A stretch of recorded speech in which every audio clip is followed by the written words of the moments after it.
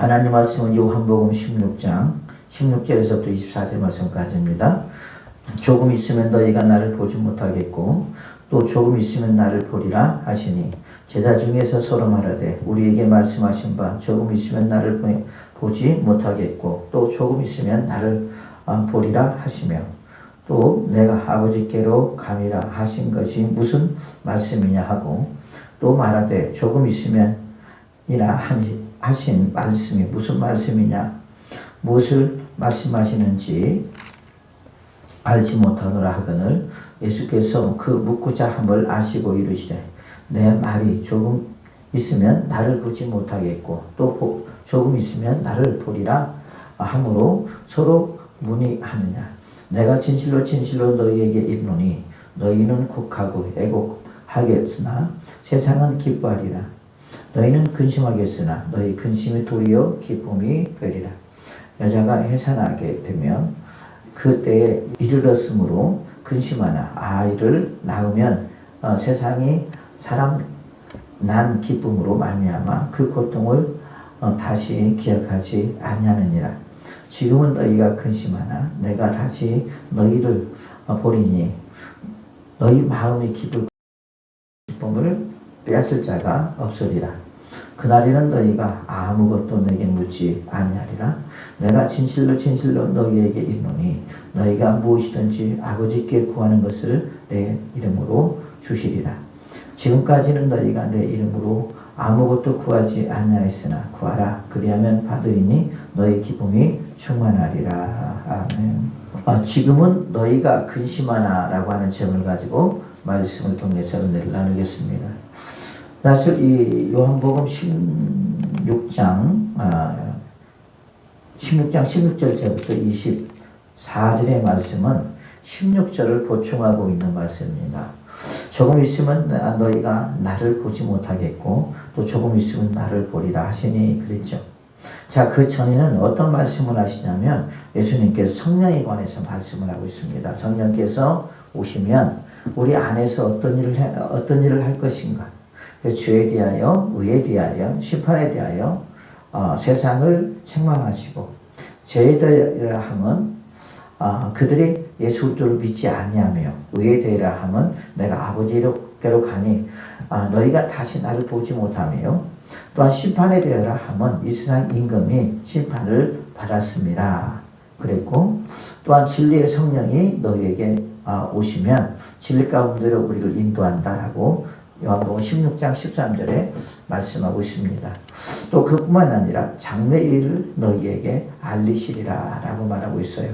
이 장래일이라고 하는 말은 예언적인 성격이 있다 그랬습니다. 그래서 우리가 성령의 충만함을 받고 또한 성령이 우리 안에 성령이 임하게 되고 성령이 충만할 때 우리가 예언을 하게 되는데 이 예언은 인간의 지식이나 감정을 하는 것이 아니라 오직 성령에 붙잡혀서 또 성령에 감동되어서 말을 할 거라고 말씀하고 있는 것이죠.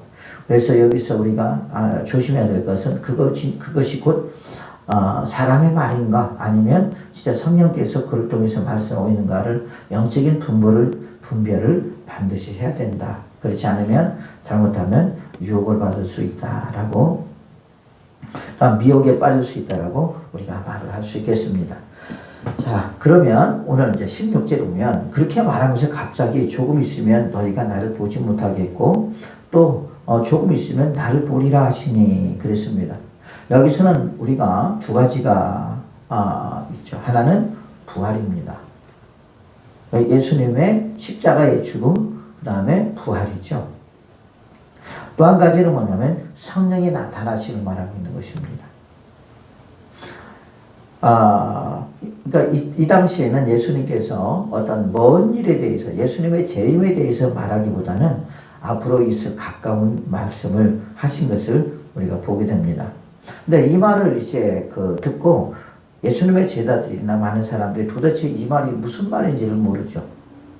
왜? 예수님께서는 이제 많은 것들을 이미 알고 계셨고 계획하고 계셨기 때문에 아시겠지만은 예수님의 제자들은 이 부분에 대해서 전혀 모르기 때문에 예수님께 물어보고 싶었던 말인데 예수님께서 그걸 아시고 제 19절에 예수께서 그 묻고자 함을 아시고 이미 예수님 벌써 아셨다라는 거죠. 뭘 아셨어요? 그들의 마음을, 그들의 생각을 벌써 읽었다라는 것입니다. 이것이 뭡니까? 이것이 곧 예수님과 우리의 차이점이라는 말이에요. 이 사복음서에 보면 너희들이 어째 악한 생각을 하느냐? 너희들이 어찌하여 나를 시험하려고 하느냐? 그러면서 그들의 잘못된 부분, 잘못된 생각들을 말할 때 그들은 깜짝깜짝 놀라겠죠. 그 이유는 뭐냐? 그분은 나는 곧 신적인 존재다. 나는 곧 메시아라고 하는 것을 말씀하고 있는 것인데 이들은 예수님 앞에 지적을 받음에도 불구하고 또한 책망을 받음에도 불구하고 누구나 깜짝거리지 않는 이들의 모습을 우리가 보게 됩니다. 예수님의 제자들이 보면 17절 18절 보면 제자 중에서 서로 말하되 우리에게 말씀하신 바 조금 있으면 나를 보지 못하겠고 또 조금 있으면 나를 보리라 하시며 또 내가 아버지께로 감이라 하신 것이 무슨 말이냐? 도대체 이 말이 무슨 말인지 나는 모르겠다. 또 말하되 조금 있으면이라 하신 말씀이 무슨 말이냐? 조금이라고 하는 말은 뭐예요? 바로 이루어질 일들에 대해서 말하는 거잖아요. 근데 그것이 도대체 무엇인지를 모른다라는 거죠. 우리가 저번 시간에 말했던 것처럼 예수님께서는 요한복음 14절부터 너희들은 근심하지 말라. 하나님을 믿으니 또 나를 믿어라. 내가 너희들의 집을 예배로 갔다가 다시 내가 돌아오니까 걱정하지 말라고 그들에게 당부하고 위로하는 모습이 우리 요한복음 14장 1절부터 있는 걸 보게 됩니다. 요한복음 16장 18절이면 또 말하되 조금 있으면 무슨 말이냐?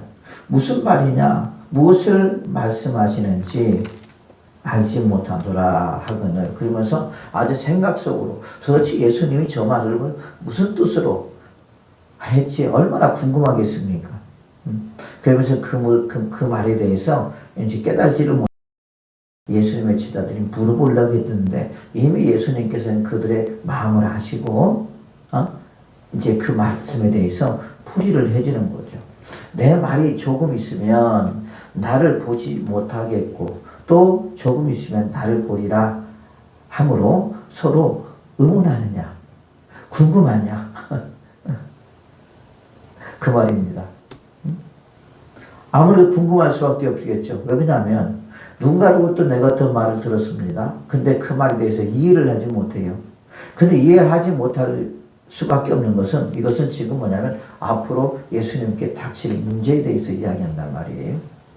근데 예수님께서는 이미 요나의 사건을 통해서도 말씀을 하셨고 또 앞으로 내가 죽었다가 3일 만에 다시 살아리라. 내가 십자가에 못 박혀 죽으리라. 여러분 그런 말들을 예수님께서 종종 하셨단 말이에요. 하셨는데 예수님의 제자들은 그 말이 도대체 어떤 말인지를 이해를 못하고 만일 그렇게 되면 자기가 예수님을 따르다 했던 모든 것들이 숲으로 돌아가기 때문에 주여 그러지 마시옵소서. 누가 그랬죠? 베드로가 그랬잖아요. 네가 어찌하여 하나님의 일을 생각하지 않냐고 사람의 일을 생각하느냐 사단아 물러가라 그랬잖아요.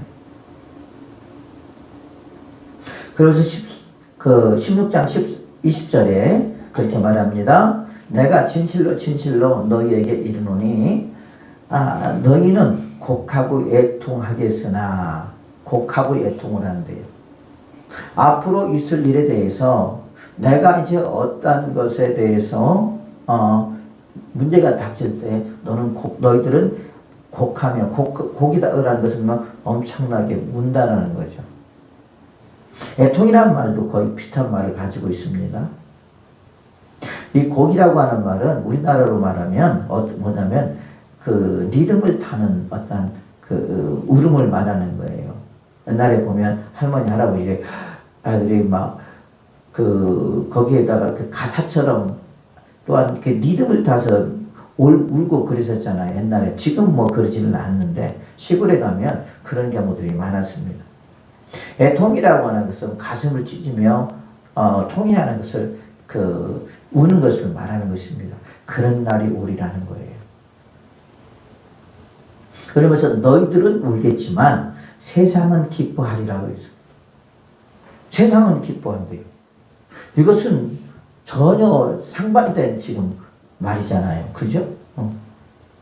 예수님의 제자들은 곡하고 애통할 것이며 세상은 기뻐서 즐거워한다. 이건 극과 극이지 않겠습니까? 그러잖아요. 여기서 우리가 차이점이 있는 것이 뭐냐면 이들은 지금 앞으로 예수님이 어떠한 일을 당할 것을 모르고 있다는 거죠. 또 한 가지가 뭐냐면 곡하고 애통한다는 것은 그들이 예수님이 십자가에 못 죽으셨을 때 이제는 뭐예요? 다 끝났다. 내가 저분을 3년 동안 쫓아다니면서 괜히 쫓아다녔네. 저분을 통해서 내가 출세해보고 저분을 통해서 내가 한번 잘 살아보려고 또 성공해보려고 했는데 성공은커녕 이제는 다 끝났네. 그뿐만이 아니라 예수님이 십자가에 못 죽으시면 다시 살아날 수가 없잖아요. 우리 인간의 마음속에 인간의 생각과 지식 속에 부활이라고 하는 것은 생각조차도 못한단 말이에요. 이게 죽으면 다시 살아날 수가 없잖아요. 그건 다시 살아난다고 하는 그 생각은 그 믿음은 할 수가 없는 거예요. 왜 그러냐? 예수님의 제자들은 그것까지의 믿음이 되지를 않습니다. 그러나 예수님은 이미 죽었다가 다시 살아나리라. 요나의 표적을 너희에게 보이리라 말했거든요. 그죠?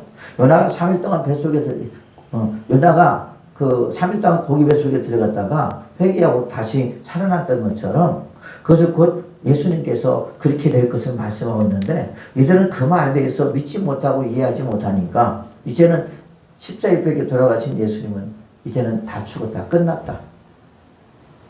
또 한 가지 뭐냐? 그래도 저분이 살아있을 때에는 우리를 건들지 못했어요. 우리 16장 그 1절 보면 내가 이것을 너에게 이름은 너희로 실족하지 않게 하려 함이라.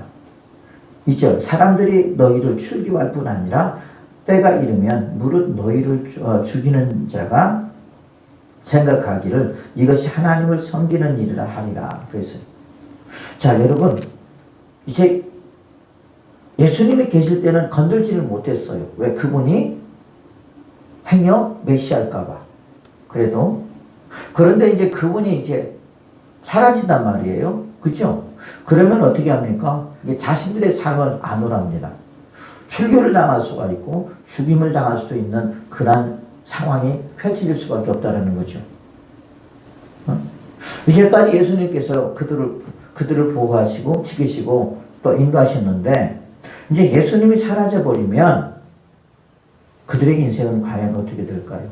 실제적으로 이런 일들을 했던 사람이 누구죠? 사도 바울입니다. 사도 바울이 청년으로서 스데반 집사가 돌에 맞아 죽을 때 그 자리에 있었죠. 그러면서 이것이 하나님 앞에 충성된 일이다. 그러면서 사도 바울은 그것을 보면서 더 하나님 앞에 충성하기를 맹세하고 많은 사람들을 잡아다 죽이고 많은 사람들을 권장을 치고 많은 사람들을 옥에 갇히면서 아주 악랄했던 사람이 사도 바울입니다. 아까 말한 것처럼 그랬죠. 너희를 죽이는 자가 생각하기를 이것이 하나님을 섬기는 일이라. 우리가 하는 일에 대해서 하나님께서 지지할 거야. 하나님께서 감사하게 생각할 거야. 그러면서 악랄하게 그런 일들을 한다는 거죠. 그러니까 그들은 어떻게 합니까? 주님이 이제 사라져버렸기 때문에 곡하고 애통할 수밖에 없다는 거예요. 그런데 세상은 기뻐하리라. 아니 사람들이 막 곡하고 집에서 쫓겨나고 출교당하고 그 다음에 감옥에 갇히기도 하고 그런데 세상이 왜 기뻐할 거예요? 세상이 혼란스럽고 세상이 어려울 거 아닙니까? 근데 세상은 기뻐하리래요. 여러분 우리 여기서는 중요한 것이 있죠. 이거는 이것을 우리가 영적으로 우리가 해석을 해야지 육적으로 해석을 하면 이해가 되지 않는 거예요. 예수님이 십자가에 못 박혀 돌아갔을 때 십자가의 죽음의 의미가 있잖아요. 그죠? 모든 인류의 죄를 다 짊어지시고 어린 양 예수님께서 십자가에 못 박혀 죽으셨단 말이에요. 자, 십자가에 못 박혀 죽으셨을 때의 그 죽음은 우리를 모든 구석에서부터 또 모든 저주에서부터 자유케 하시고 사람도 깨끗하게 하시고 세상의 모든 만물도 깨끗하게 하시려고 주님이 십자가에 붙게 죽으셨단 말이에요. 그러니까 세상은 기뻐하는 거예요. 야, 이제 모든 저주에서 풀렸다. 모든 더러움 속에서 이제는 우리는 자유롭게 되었고 이제 우리는 깨끗하게 되었다 라고 하면서 그들은 너무너무 기뻐할 거라는 거죠.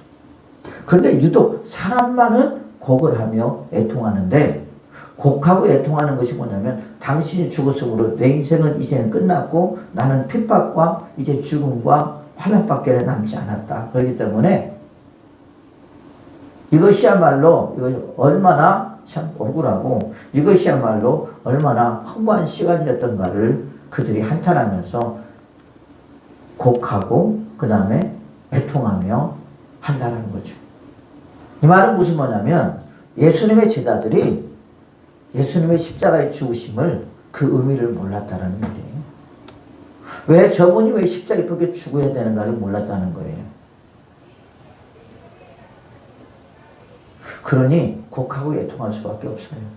우리도 역시 마찬가지입니다, 여러분. 우리도 역시 마찬가지로 우리가 예수님을 믿다가 보면은 아마 좀 좋게 이렇게 뭔가가 풀려야 되는데 좋지 못하게 풀릴 때가 참 많아요. 방금 말하지만 연단과 훈련 가운데 그런 경우가 많습니다. 그럴 때 많은 사람들이 그 연단과 훈련 속에서 있는 하나님의 메시지를 발견하지 못해요. 그러면서 어떻게 하느냐? 하나님을 불평하기도 하고 원망하기도 합니다. 또한 자신들의 어떠한 처지가 참 불쌍하게 느껴지고, 야, 이러려고 내가 예수님을 믿었나? 이건 아닌데? 하며 또 뒤를 돌아보는 경우가 있고, 예수님 믿는 것을 후회하는 경우도 있다는 거죠. 여러분, 누가 그랬어요? 이스라엘 백성들이 그랬습니다. 하나님께서 애굽 땅에서 가나안 땅으로 끌고 갈 때 그들을 광야로 끌고 갔잖아요. 그럴 때 한 지도자를 세워서 어떻게 하자? 다시 돌아가자. 어디로 돌아가냐? 애굽으로 돌아가자 그랬어요. 다시 종살이하는 게 낫겠다.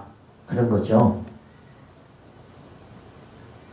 하나님께서 가나안 땅으로 우리를 인도한다고 그래서 그 말을 듣고 따라왔더니 이건 가나안 땅이 아니라 메마른 땅, 사막과 같은 땅에서 우리가 지금 뭘 하고 있는 거야?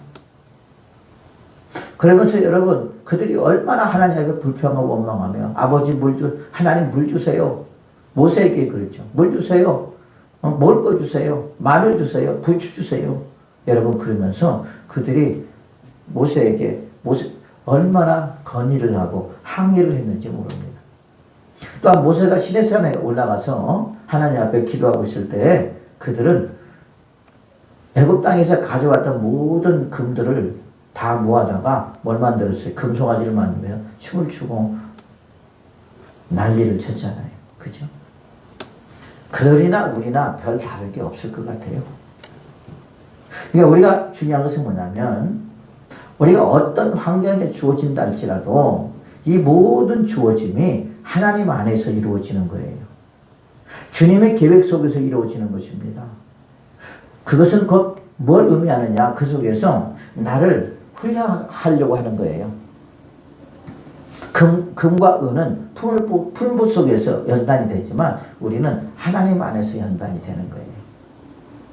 그래서 사람이 떡으로만 살 것이 아니요 하나님 위에서 나오는 말씀을 사는 줄 아노라를 확실하게 인지하고 확실하게 믿어서, 그래, 우리가 먹고 입고 마시는 것보다도 하나님의 일이, 하나님을 믿는 것이, 하나님 말씀을 순종하는 것이 더 중요하다는 것을 깨닫게 하기 위함이에요. 그래서 우리는 세상에 써질 것과 하나님의 신령한 복을 바꿀 수가 없는 것입니다. 그래서 그 가치가, 두 가치가 어떤 것이 내 삶의 가치가 있는지 우리는 우리 자신들을 보게 되고, 만일에 아직도 내 삶 속에서 먹고 입고 마시는 것에 대한 가치가 크다라고 생각할 때는 당신은 아직도 멀었어요. 그래서 이 때문에 예수님의 제자들은 뭐합니까? 그래서 곡하는 거예요. 애통하는 거예요. 또 이들의 시선은 어디에 두었습니까? 이들의 소망은 어디에 두었어요? 땅에 두었어요. 명예와 권세 여기에 두었습니다. 그러나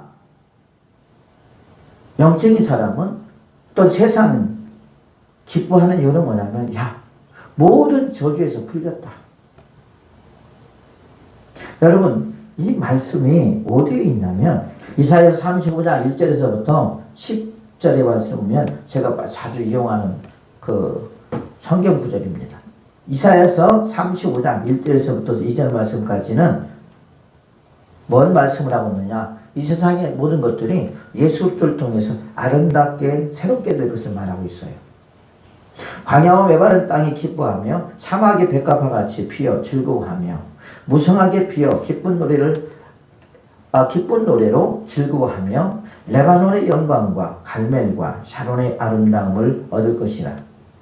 이것들이 여호와의 영광 곧 우리 하나님의 아름다움을 보리로다. 이 하나님의 아름다움은 뭐예요? 곧 예수 그리스도의 죽음입니다. 십자가의 죽음. 그로 오는 예수 그리스도로부터 오는 모든 저주에서의 자유함이에요. 여러분 어떻게 광야와 메마른 땅이 기뻐하겠어요? 거기는 아무것도 살 수 없어요. 사막이 백합화가 핀다? 필 수가 없는 거예요. 왜? 사막이니까. 거기는 여러분 백합화가 자랄 수도 없어요. 근데 거기서 메마른 땅이 기뻐한대요. 광야가 기뻐한대요. 사막이 백합화같이 피어 즐거워한대요. 앞으로 예수님이 이 땅에 오셔서 십자가에 죽으심으로 모든 만물들을 자유케 할 것을 말씀하고 있는 거예요. 깨끗하게 할 것을 말씀하고 있는 거예요. 그래서 예수님께서 십자가에 벽에 죽으심은 우리 인간의 깨끗함도 있지만 또 자연의 깨끗함도 있다는 걸 잊지 말아야 됩니다.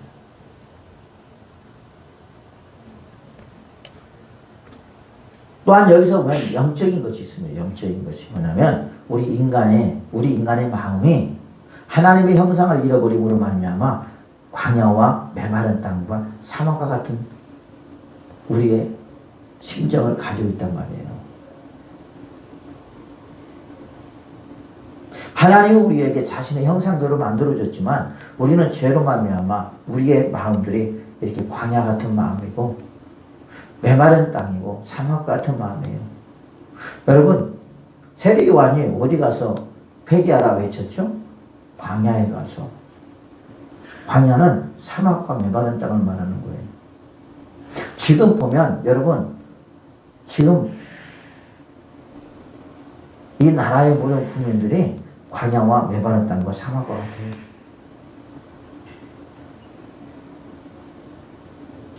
그러나 이 사막과 메마른 땅과 그 다음에 광야 같은 이런 마음도 예수 그리스도를 나의 구주로 영접하고 성령을 받게 되면 그 속에 기쁨이 넘치게 되고 그 다음에 또한 꽃이 피게 되고 아름다운 향기를 날 수 있는 그런 놀라운 역사가 있게 된다는 거죠. 그래서 이 세상에는 오직 예수밖에 소망이 없어요. 교회밖에 소망이 없습니다. 저도 마찬가지고 여러분도 마찬가지잖아요. 예수님을 믿음으로 말미암아 잃어버렸던 하나님의 형상들을 많이 회복했잖아요. 그죠? 왜 그럴까요? 이 말씀이 우리 삶 속에 이루어지고 있는 거예요. 이 말씀이 우리 마음 가운데 이루어지고 있는 거란 말이에요. 그래서 이 말씀은 그 거짓이 아니라 진실이라는 것을 말하고 있어요. 그러니 여러분, 그들이 모든 만물들이 표현이 된다면 그들은 얼마나 기쁘고 즐거워하겠어요. 그러나 그들은 표현할 방법이 없잖아요. 그러나 우리 인간은 감정을 가지고 있기 때문에 자기의 희노애락을 표현할 수 있잖아요.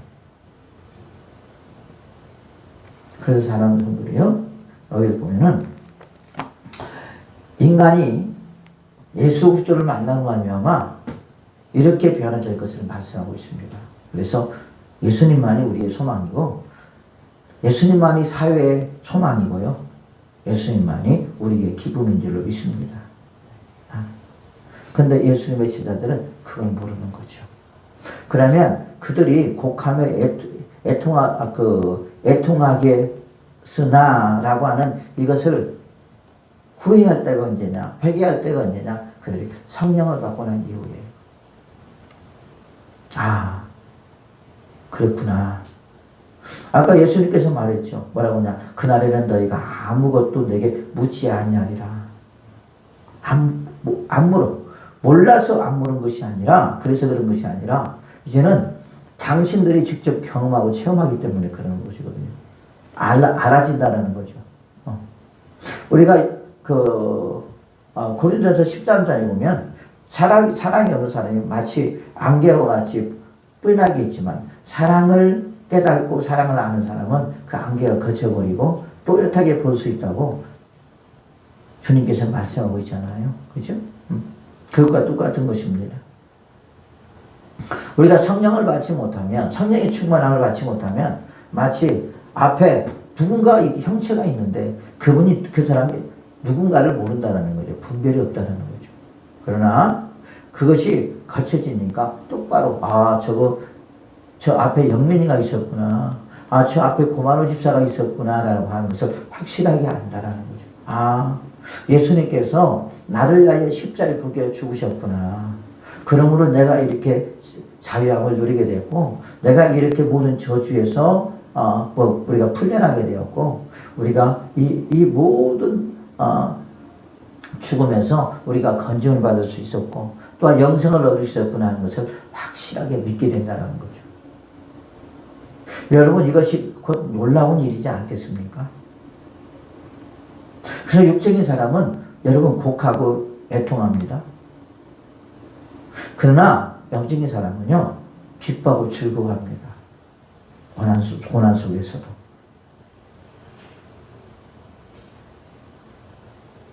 그러니까 주님께서 뭐라고 하냐. 자, 너희는 근심하겠으나 너의 근심이 도리어 기쁨이 되리라. 전화위복이 된다는 거예요. 이들은 지금 어떻게 합니까? 지금 예수님이 없어지니까, 예수님이 없어진다고 하니까 얼마나 근심하겠어요. 아까 말한 것처럼 출교 때문에 근심하죠. 또 죽어야 되니까 근심하죠. 많은 사람들로부터 위협받고 핍박받아야 되니까 근심하죠. 그분이 계셨다면 그나마 그분이 좀 이렇게 막아주시는데 그분이 사라지니까 얼마나 근심하겠습니까? 또한 장래에 대한 보장이 없잖아요. 왜? 그분이 떠나가니까. 그분이 없어지니까. 그렇기 때문에 이 사람은 근심할 수밖에 없어요. 예수 믿지라는 근심할 수밖에 없어요. 쉽게 말하면 믿음이 없는 사람은 근심할 수밖에 없어요. 그래서 어떤 일이 생기더라도 근심할 수밖에 없어요. 그것을 어떻게 해야 되는데, 믿음으로 참 우리가 돌파해 나가야 되는데, 예수님을 바라보며 예수님의 그 능력을 의지하며 우리가 나가야 되는데 그러지 못하고 그냥 가는 거예요. 그러니까 자기 문제로 해결하려고 하니까, 자기의 또한 지식으로 자기의 능력으로 해결하려고 하니까 근심할 수밖에 없죠. 왜? 나의 능력보다 그 문제가 더 크기 때문에 도저히 감당할 수가 없는 거예요. 그러니까 주님께서 뭐라고 그러냐, 이 근심할 때 우리에게 해야 될 일이 하나 있어요. 그게 뭐냐면 23, 24일이면 기도하라. 근심을 물릴 수 있는 방법은 두 가지입니다. 하나는 하나님 예수님에 대한 믿음입니다. 또 하나는 뭡니까? 기도입니다. 우리가 사람이기 때문에 여러분 근심을 안 할 수가 없죠. 기도라는 것이죠. 그래서 너희는 근심하겠으나 너희 근심이 도리어 기쁨이 되리라. 왜 기쁨이 되느냐? 이제 이들은 죽음까지만 생각했지 예수님의 부활을 생각하지 않았다라는 말이죠. 죽었던 예수님이 다시 살아났어요. 그러니 여러분 얼마나 그들에게는 기쁨이겠습니까? 이것은 뭡니까? 믿음으로만 볼 수 있는 거예요. 그죠? 예수님의 그 말씀을 믿는 자만이 근심은 사라지게 되고, 예수님이 죽었다 할지라도 뭘 기다려요? 부활을 기다리는 것입니다. 누구처럼? 예수님 그 무덤에 갔던 5 여인과 같이 그 여인은 진짜 믿음을 갖고 있었던 거예요. 그러나 예수님의 제자들은 어떻게 했습니까? 다 제 갈 길로 가버렸잖아요. 이미 성경에서 여러분 이사야서 53장 4절부터 말씀하고 있어요. 그들은 제 갈 길로 다 가버린다고 그랬어. 제 측근인 베드로마저도 예수님이 죽었다 하고 부활을 기다리지 않고 자기 고향으로 갔잖아요. 예수님이 다시 베드로를 만났는데 그곳이 어디예요? 베드로의 고향이었으며. 그것은 뭡니까? 그만큼 예수님의 말씀을 그들이 믿지 못했다는 거죠. 그렇기 때문에 이들은 근심할 수밖에 없었다는 것입니다. 그러나 부활의 예수님을 보니까 그 근심은 사라지게 되고 기쁨만 있지 않겠습니까? 그렇게 걱정하고 이제는 끝났다 했던 그 예수님을 다시 봤단 말이에요. 여러분 그럴 때 얼마나 이들이 기뻤겠습니까? 그들이 베드로를 위해서 열심히 막 기도했습니다. 살려달라고 기도했겠죠. 이제 다음날 베드로는 처형을 당해야 돼요. 그런데 그날 밤에 천사가 나타나서 베드로의 수갑과 족쇄를 다 풀어주고 그 다음에 온문도 열어주셔서 너 빨리 가라 그랬어. 그리고 베드로는 마치 환상처럼 왔어요. 그리고 그 친구도 있는 곳으로 왔단 말이에요. 그리고 이제 베드로가 문을 두드렸습니다. 근데 계집아이가 와고 문도 열어주고 온 것이 아니라 문도 또 닫았나 봐. 베드로가 왔어요. 어? 에이 거짓말이지 뭔 베드로야. 자신들이 베드로 살려달라고 기도해놓고 베드로가 살아서 왔는데 그 응답이잖아요. 그런데 그것을 못 믿어. 그게 우리란 말이에요. 그게. 그래서 우리는 심각해요. 어느 날 교회가 있었고 그 다음에 그 밑에 술집이 있었대요. 이 교회가 하나님 저 술집 때문에 시끄러워서 예배도 못 드리고요. 은혜가 안 됩니다. 그러니까 하나님 저 술집 좀 불나게 해주세요. 그러면서 교회에서 막 사람들이 모여서 기도를 했는데 어느 날 진짜 그 술집에서 어떻게 되어버렸어요? 불이 나버렸어요. 그래가지고 막 불을 막 이제 끄야 되잖아요. 그런데 그 술집의 사장이 교회를 찾아왔어. 뭐라고 찾아왔냐? 당신들이 기도해갖고 불이 났다고. 그러니까 당신들이 보상을 해야 된다고 막 그러면서 막 따지고 싸웠어. 근데 교회 측에서 뭐라고 하냐? 우리가 기도했다고 불나느냐? 그런 것이 어디 있느냐? 그랬대요. 누가 믿음이 좋아요? 에? 안 믿는 술집 사장이 믿음이 더 좋아. 물론 어떤 그 교회 안에서 회피하려고 그랬겠죠. 그러지 않겠습니까? 왜 우리는 예수님에 대한 믿음이 있다고 하면서 예수님에 대한 말씀에 대한 믿음이 있다고 하면서 실제적으로 어떤 내 안에 뭔가 일이 딱 닿으면 거기에 대한 믿음이 전혀 없는 걸 우리가 보게 됩니다. 예수님이 말하고 있어요. 너희들은 근심하겠으나 너희 근심이 도리어 기쁨이 되리라. 나를 보는 순간 너희들은 그 근심이 사라질 것이다 라는 말이죠. 곧 아까 말한 이것은 곧 예수님의 부활을 말한다고 그랬죠. 그러면서 21절 보면 예를 듭니다. 여자가 해산하게 되면 그때가 이름으로 근심하나. 왜? 아이를 낳는 것이 고통스럽잖아요. 그러니까 막 걱정하고 근심하는 거야. 그런데 아이를 딱 낳고 나서 그 기쁨 때문에 그 고통을 다시 기억하지 아니하느니라. 20절 보면 지금은 너희가 근심하나 내가 다시 너희를 보리니 너희 마음이 기쁠 것이요 너희 기쁨을 빼앗을 자가 없느니라. 그들은 예수님께서 말씀하신 그 말씀, 내가 십자가에 못 박혀 죽을 것이다. 그리고 다시 살아날 것이다. 라고 하는 그 말을 믿지 못할 때는 근심으로 가득 찼단 말이에요. 그래서 성경에 보니까 그 짐은 우리의 뼈를 마르게 한다. 그래서. 그런데 예수님이 십자가에 돌아가시고 반전이 일어난 거야. 그 반전이 뭐예요? 부활입니다. 그리고 자기들 앞에 딱 나타났을 때 얼마나 기쁘고 즐겁겠습니까, 여러분? 안 그러겠습니까? 지금 그걸 말하고 있는 거예요.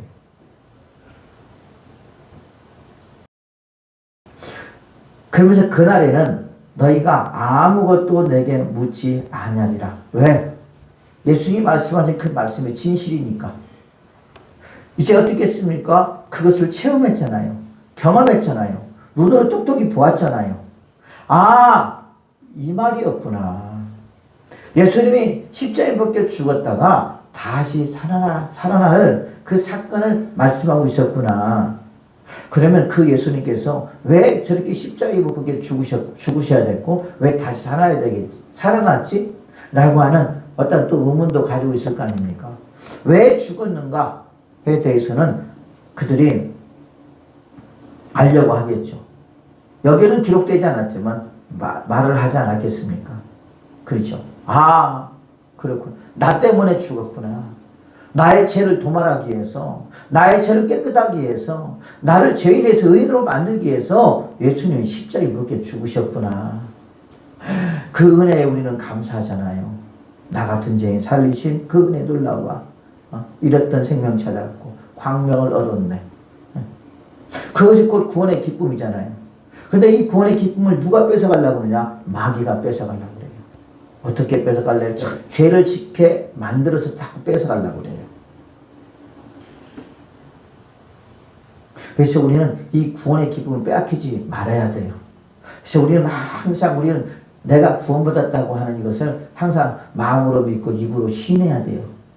그래서 찬송을 통해서 우리가 또 표현을 해야 될 줄로 믿습니다. 그러면서 내 안에 항상 구원의 기쁨이 충만할 때 우리는 은혜 충만, 성령 충만함으로 또한 사랑 충만함으로 우리가 살아가게 될 줄로 믿습니다. 그리고 주님께서 또 그렇게 말씀하십니다. 그날에는 너희가 아무것도 내게 묻지 아니하리라. 내가 진실로 진실로 너희에게 이르노니 너희가 무엇이든지 아버지께 구하는 것을 내 이름으로 주시리라. 이 말은 무슨 말입니까? 내 이름으로 기도하라는 말이에요.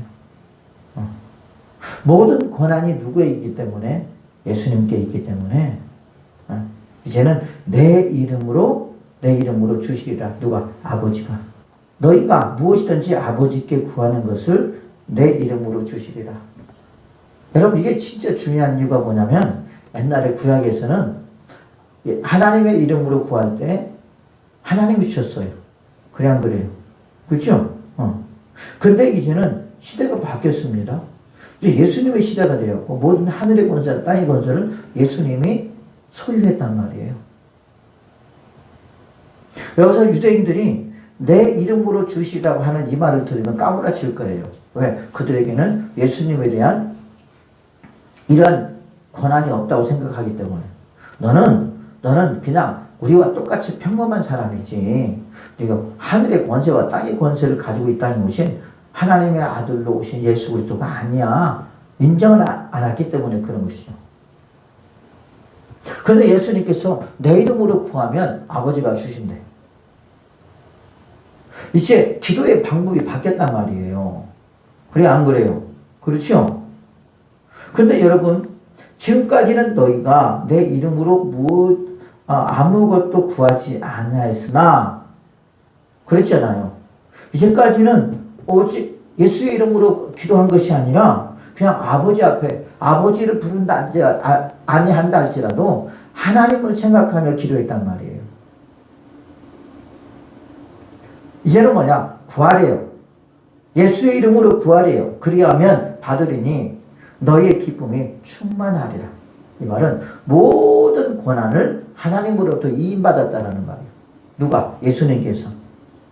그래서 이제까지는 우리가 하나님을 생각하며 기도했지만 이제는 내 이름을 부르고 기도해야지만이 아버지께서 시행한다는 말이에요. 이게 너무 중요한 거잖아요. 그죠? 그래서 성부 하나님에서 성작 예수님의 시대로 바꿔지는 겁니다.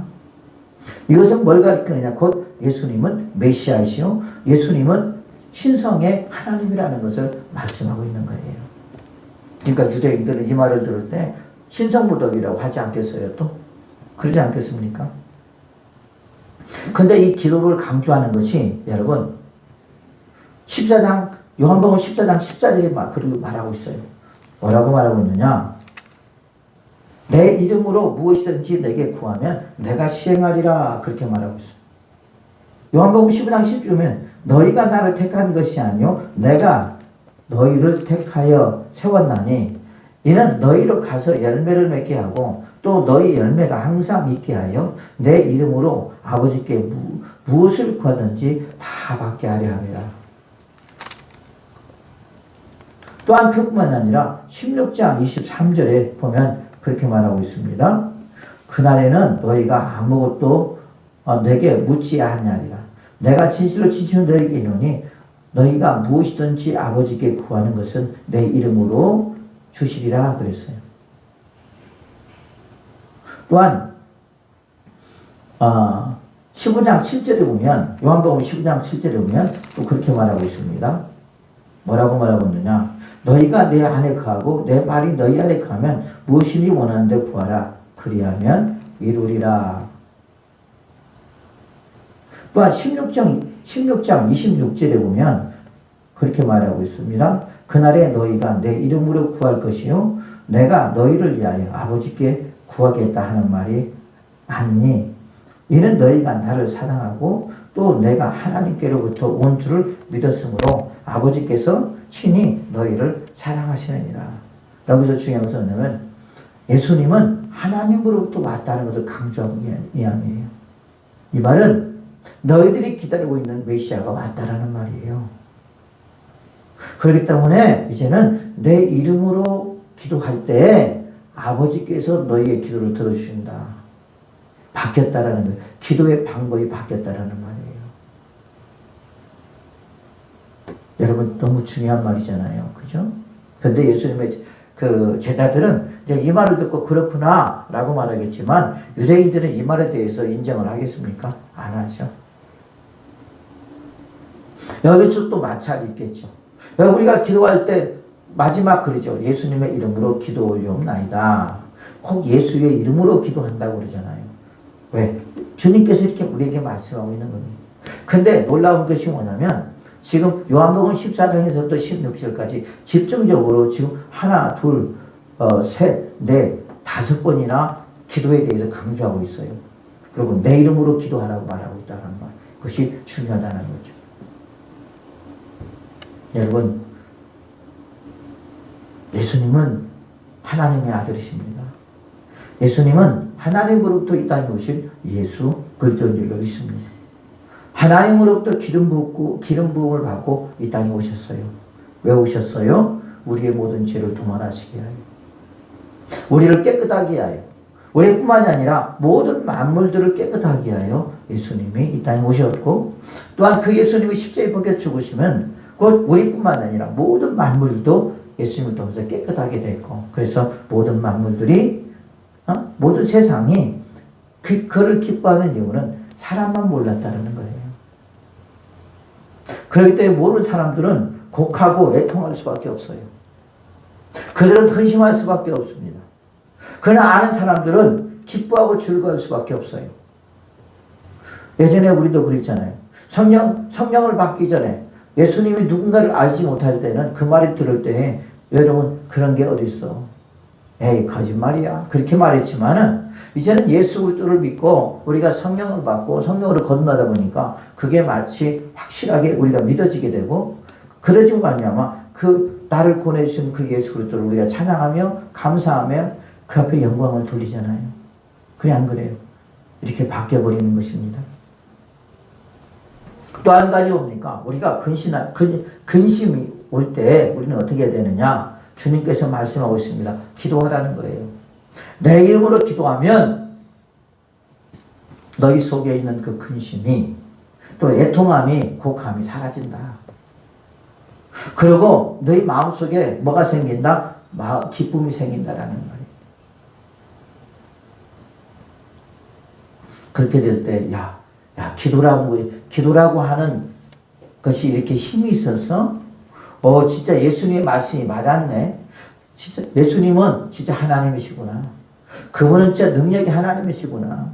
그분은 곧 거짓이 없는 하나님이시구나 라고 하는 것들을 우리가 거기서 깨닫게 되고 믿게 되고 믿을 때 그 믿음의 역사는 우리에게 더 나타나게 될 줄로 믿습니다. 바로 그것입니다.